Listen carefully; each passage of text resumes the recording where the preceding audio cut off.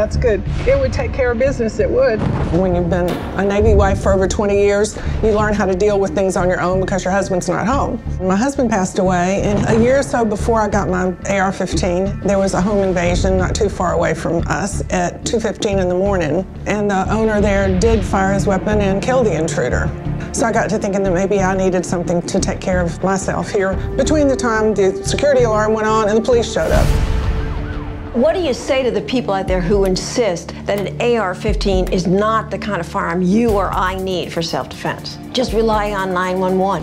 The police department is very good where I live, but it probably takes them at least 10 minutes to get to my house. There's a lot of bad stuff that can happen in 10 minutes. I don't think what Joe Biden said about shooting a shotgun off in the air is really right, and I think if you come to the point where you do have to defend yourself, you want to be able to defend yourself against whatever comes to you.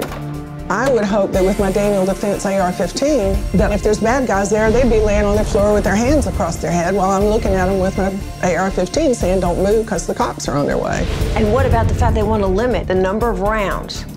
I think that's flat out crazy.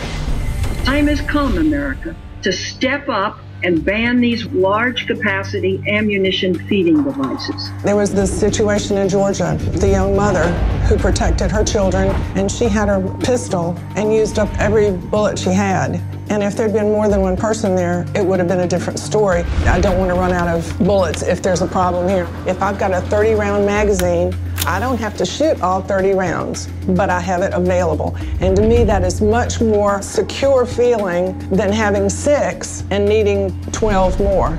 As a matter of fact, I do have a pistol. I prefer the weight and the accuracy of the Daniel Defense AR-15. So between this grip and the forward grip, it's very easy to hold.